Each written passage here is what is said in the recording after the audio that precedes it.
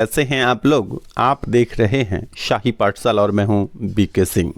Daily current affairs में हम लोग selected hand written current affairs की पढ़ाई कर रहे हैं और मैं आपके लिए लेकर आता हूं बिहार और बिहार से रिलेटेड सभी एग्जाम के लिए इम्पॉर्टेंट करंट अफेयर्स। तो आइए शुरू करते हैं। पहला, सुश्री श्रेयसी सिंह ने पंजाब के पटियाला में 64वीं नेशनल शूटिंग चैंपियनशिप में स्वर्ण पदक जीता है।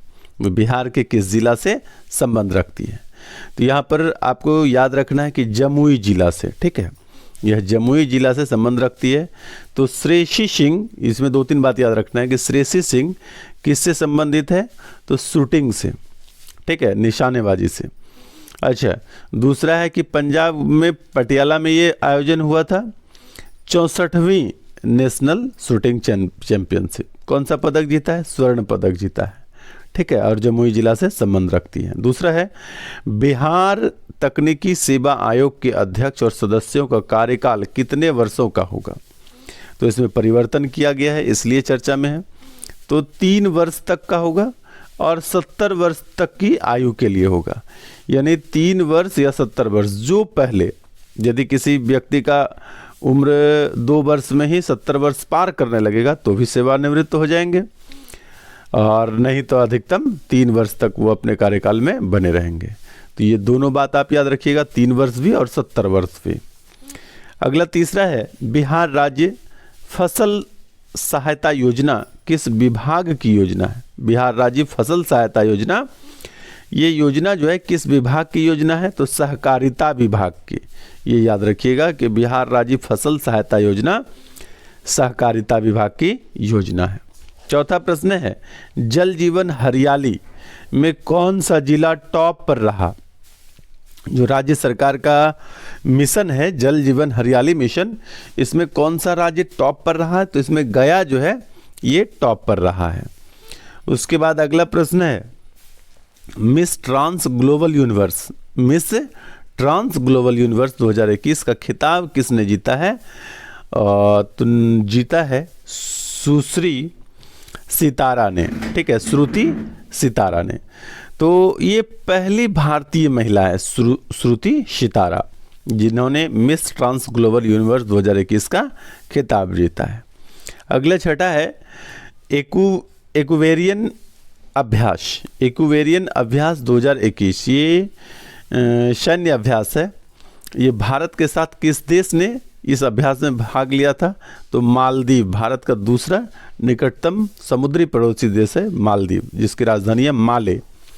तो एक्वेरियन अभ्यास जो है ये 2021 हुआ था भारत और मालदीव के बीच।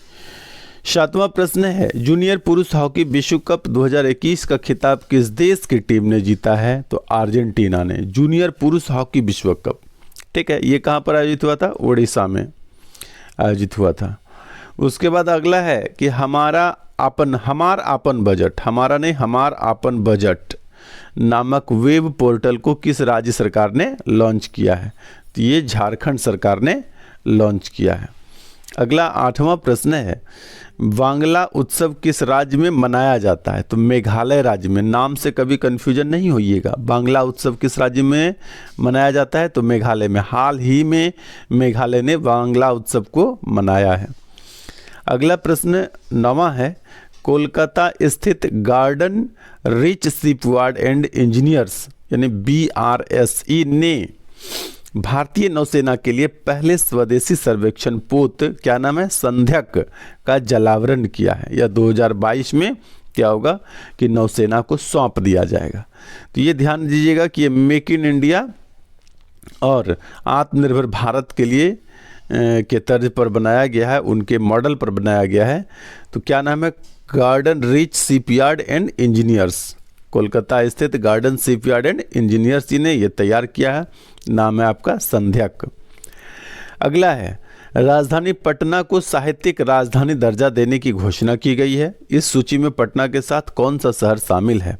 तो पटना के साथ बनारस शामिल है, यानी पटना और बनारस को संयुक्त रूप से साहित्यिक राजधानी कहेगा। यदि देश की राजधानी दिल्ली होगी तो साहित्यिक राजधानी कहाँ पर होगी? पटना और बनारस होगी। कोयला राजधानी देश की कहाँ है? तो धनबाद में है।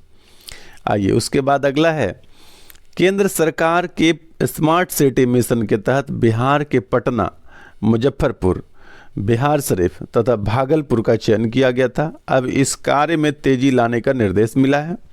तो ये आपको चारों शहर के नाम याद रखने हैं।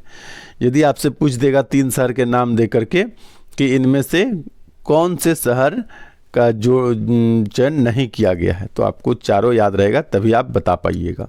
इसलिए चारों शहर मुजफ्फरपुर, बिहार शरीफ, भागलपुर और पटना नाम रखिएगा। अच्छा, पूरे देश में कितने शहरों का चयन किया गया है? तो 100 शहरों का चयन किया गया है। अगला अंतिम है, उपराष्ट्रपति एम वेंकैया नायडू द्वारा पुस्तक the Midway battle Modi roller coaster second term, क्या नाम है? The Midway battle Modi roller coaster second term का विमोचन किया गया है। किसने किया था? एम वेंकैया नायडू ने अपने निवास स्थान से ही इस पुस्तक का विमोचन किया है। इस पुस्तक को किसने लिखा है? तो जवाब हो जाता है गौतम चिंतामणि ने।